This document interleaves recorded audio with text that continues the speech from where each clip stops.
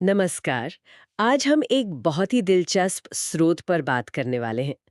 सिंधु घाटी सभ्यता, रहस्य और विकास। जी।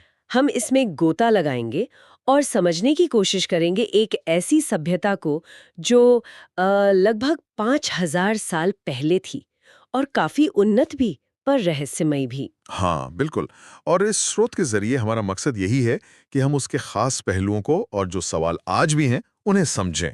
और सोचिए जरा, मतलब एक ऐसा टाइम जी। जब दुनिया में ज्यादातर शायद छोटे छोटे गांव ही थे, यहाँ प्रॉपर प्लानिंग वाले शहर बसाए जा रहे थे। बिल्कुल, ये अपने आप में बहुत अद्भुत बात है। तो चलिए देखते हैं इस स्रोत की मदद से कि ये सभ्यता क्या थी और इसके साथ क्या हुआ। जी। शुरुआत करते हैं शायद उस चीज से जो सबसे ज्यादा इम्प्रेस करती है, इनकी शहरी योजना, इनका अर्बन प्लानिंग एंड डेवलपमेंट। हाँ, स्रोत बहुत साफ बताता है कि सिंधु घाटी में बड़े योजनाबद्ध शहर थे। मतलब ऐसे ही नहीं बस गए, बाकायदा प्लानिंग से बने थे। बिल्कुल। और स्रोत इसके कुछ बड़े दिलचस्प पहलू बताता है। सिर्फ बड़े शहर होना ही नहीं, उनका एक सिस्टमैटिक ढांचा होना। अच्छा, जैसे? स्रोत बताता है कि सड़कें अक्सर एक दूसरे को समकोण पर, मतलब राइट एंगल पर काटती थीं। एक ग्रिड जैसा पैटर्न बनता था। ओके। और जो मेन रोड्स थीं, वो काफी चौड़ी होती थीं। ये दिखाता है कि उस जमाने में ट्रांसपोर्ट और शहर के अंदर मूवमेंट के लिए कितनी अच्छी प्लानिंग थी। और सिर्फ सड़कें ही नहीं, मेरे ख्याल से स्रोत घरों के बारे में भी बताता है कि हाँ, वो कैसे बने होते थे। सही कहा। वो भी बहुत महत्वपूर्ण है। स्रोत के मुताबिक घर बनाने में कच्ची ईंटों का नहीं, बल्कि पक्की ईंटों का इस्तेमाल ज्यादा होता था। पक्की ईंटें, मतलब आग में पकाई हुई? हाँ, बिल्कुल। आग में पकाई हुई, जो धूप में सुखाई ईंटों से कहीं ज्यादा मजबूत होती हैं। और सबसे दिलचस्प बात जो स्रोत बताता है, वो है इन ईंटों का मानकीकरण, स्टैंडर्डाइजेशन। मानकीकरण? आप कह रहे हैं एक जैसे साइज की ईंटें? हाँ, स्रोत इशारा करता है कि अलग-अलग शहरों में भी, मतलब इतने बड़े एरिया में, ईंटों का आकार और अनुपात, वो रेशियो, काफी हद तक एक जैसा मिलता है। अरे वाह! आमतौर पर 4-2-1 का अनुपात। अब ये सिर्फ मजबूती की बात नहीं है। ये दिखाता है कि बड़े पैमाने पर प्रोडक्शन होता था, किसी तरह की सेंट्रल प्लानिंग या कम से कम व्यापक रूप से स्वीकृत स्टैंडर्ड्स थे। कमाल है। आज से 5000 साल पहले इस लेवल का कोऑर्डिनेशन। जी, ये उस वक्त के लिए बहुत बड़ी उपलब्धि थी। और मैंने पढ़ा, स्रोत ये भी कहता है कि कुछ घर दो मंजिला भी थे। जी हाँ, 2 मंजिला मकानों के भी सबूत मिले हैं। उनकी कंस्ट्रक्शन कैपेबिलिटी दिखती है इससे। पर इंफ्रास्ट्रक्चर की बात यही खत्म नहीं होती। स्रोत एक और कमाल की चीज का जिक्र करता है। क्या? उनकी जल निकासी प्रणाली, मतलब ड्रेनेज सिस्टम। हाँ हाँ, नालियों का सिस्टम। स्रोत ने इस पर काफी जोर दिया है। और देना भी चाहिए। देखिए, स्रोत के अनुसार लगभग हर घर में अपना बाथरूम होता था। हर घर में? लगभग हर घर में। और घरों का गंदा पानी निकालने के लिए पक्की नालियां थीं, जो घर से निकलकर सड़क के किनारे बनी मेन नालियों से जोड़ती थीं। और ये मेन नालियां भी ढकी हुई होती थीं। ढकी हुई नालियां? हाँ, स्रोत यहां तक बताता है कि इन ढकी नालियों में शायद रेगुलर सफाई के लिए मैनहोल जैसी व्यवस्था भी रही होगी। ये तो अविश्वसनीय है। उस समय की इंजीनियरिंग और साफ सफाई पर इतना ध्यान। बिल्कुल। दुनिया की कई दूसरी समकालीन सभ्यताओं में आपको इस लेवल का पब्लिक सैनिटेशन सिस्टम नहीं मिलेगा। इसी से जुड़ा हुआ स्रोत मोहनजोदाड़ो के महान स्नानागार या ग्रेट बाथ का खास जिक्र करता है। ये क्या था? स्रोत क्या बताता है इसके बारे में? हाँ, ये मोहनजोदड़ो की और शायद पूरी सभ्यता की सबसे जानी मानी संरचनाओं में से एक है। स्रोत इसे प्रमुखता से दिखाता है। ये एक बड़ा रेक्टेंगुलर तालाब जैसा है। हम्म। पक्की ईंटों से बना है और उसे वाटरप्रूफ बनाने के लिए बिटुमेन, यानी जो नेचुरल टार होता है, उसका इस्तेमाल किया गया था। अच्छा। इसके 3 तरफ बरामदे हैं, कमरे हैं और तालाब में उतरने के लिए सीढ़ियां भी बनी हैं। स्रोत ये कहता है कि इसका एग्जैक्ट पर्पस क्या था, ये तो पूरी तरह क्लियर नहीं है। तो फिर क्या अंदाजा है? अंदाजा ये लगाया जाता है इसकी भव्यता, इसकी सेंट्रल लोकेशन और इसकी बनावट देखकर कि ये शायद किसी खास सामुदायिक स्नान या फिर किसी धार्मिक अनुष्ठान के लिए इस्तेमाल होता होगा। मतलब ये कोई आम स्विमिंग पूल नहीं था। नहीं, बिल्कुल नहीं। इसका कोई गहरा सामाजिक या धार्मिक महत्व रहा होगा, जैसा कि स्रोत इशारा करता है। ये उस समाज की जटिलता को दिखाता है।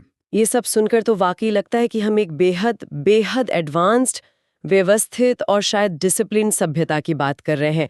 Urban planning, engineering, standardisation, public health, सब कुछ टॉप पर था उस युग के हिसाब से। जी। हाँ, लेकिन फिर यहीं पर कहानी में एक बड़ा रहस्यमय मोड़ आता है, जैसा स्रोत बताता है। इतनी विकसित सभ्यता अचानक खत्म कैसे हो गई? हाँ। उसका पतन कैसे हुआ? ये सवाल, जैसा स्रोत कहता है, आज भी इतिहासकारों के लिए, आर्कियोलॉजिस्ट के लिए एक बहुत बड़ी पहेली है। ये सचमुच सिंधु घाटी सभ्यता से जुड़ा सबसे बड़ा और शायद सबसे दिलचस्प रहस्य है। और स्रोत इसके पतन के पीछे किसी एक कारण को जिम्मेदार नहीं ठहराता, अच्छा। बल्कि वो कई संभावित फैक्टर्स की ओर इशारा करता है, जिनके शायद मिले जुले असर से धीरे धीरे ये सभ्यता खत्म हुई होगी। कोई एक अकेली घटना शायद नहीं थी। तो स्रोत किन संभावनाओं की बात करता है? क्या-क्या कारण हो सकते हैं? एक जो मुख्य थ्योरी है जिसका जिक्र स्रोत में है, वो है क्लाइमेट चेंज, जलवायु परिवर्तन। ओके। ऐसा माना जाता है कि उस दौर में मॉनसून का जो पैटर्न था, उसमें बड़े बदलाव आए होंगे। बारिश कम हो गई होगी या अनियमित हो गई होगी, जिसका सीधा असर किस पर पड़ेगा? खेती पर। और खेती ही इन बड़े शहरों का आधार थी। सही बात है। इसके अलावा स्रोत नदियों के व्यवहार में बदलाव की संभावना भी बताता है। नदियों में बदलाव? किस तरह के बदलाव? जैसे कि सिंधु और उसके जो सहायक नदियां थीं, हम्म। जिनके किनारे ये शहर बसे थे, उन्होंने शायद अपना रास्ता बदल लिया हो, या कुछ नदियां सूख गई हों। सूख गई हूँ। हाँ, खासकर घग्गर हकरा नदी, जिसे कई स्कॉलर्स प्राचीन सरस्वती नदी मानते हैं, उसके सूख जाने का सिद्धांत काफी पॉपुलर है। स्रोत इस संभावना को भी सामने रखता है। अब सोचिए, अगर जीवन देने वाली नदियां ही न रहें या दूर चली जाएं, तो बड़े शहरों का टिके रहना कितना मुश्किल हो जाएगा। स्रोत ये सवाल पूछता है कि क्या पानी की कमी ने लोगों को वहां से जाने पर मजबूर कर दिया? यानी पर्यावरण, एनवायरनमेंट एक बहुत बड़ा फैक्टर था। बिल्कुल। और स्रोत एक और प्राकृतिक आपदा की ओर भी इशारा करता है, विनाशकारी बाढ़। बाढ़। हाँ, क्योंकि ज्यादातर बड़े शहर नदियों के किनारे थे, तो बहुत भयंकर बाढ़ें भी आई होंगी, जिन्होंने बस्तियों को तबाह किया होगा। कुछ जगहों पर बाढ़ से जमा हुई मिट्टी की परतें मिली भी हैं, जो इस थ्योरी को सपोर्ट करती हैं। तो मतलब क्लाइमेट चेंज, नदियां सूखना या रास्ता बदलना, बाढ़, क्या स्रोत कुछ और कारण भी बताता है? इंसानी कारण? हाँ, स्रोत सिर्फ नेचुरल कारणों तक ही सीमित नहीं रहता।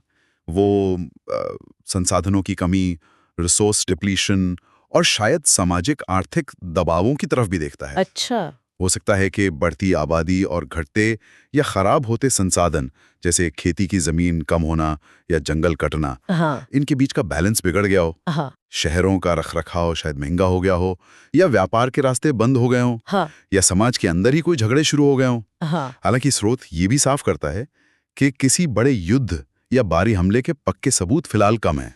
तो मतलब कोई क्लियर कट विलेन नहीं है इस कहानी में? नहीं, स्रोत किसी एक सिद्धांत को सही नहीं ठहराता, हाँ। बल्कि ये दिखाता है कि शायद कई चीजें एक साथ हुई। हाँ। क्लाइमेट ने खेती मुश्किल कर दी, नदियों ने साथ छोड़ा, हाँ। शायद कुछ बाढ़ें भी आईं, और इन सब के मिले जुले असर से शहरों का जो इकोनॉमिक और सोशल सिस्टम था, वो धीरे धीरे चरमरा गया होगा। तो ये अचानक गायब होना नहीं था? नहीं, स्रोत इस बात पर जोर देता है कि ये अचानक गायब होना नहीं था, बल्कि एक धीमी प्रक्रिया थी, एक क्रमिक पतन जो शायद कई 100 सालों तक चला होगा। शहर धीरे धीरे खाली होते गए और लोग शायद वापस छोटी ग्रामीण बस्तियों की तरफ चले गए। ये वाकई में सोचने वाली बात है।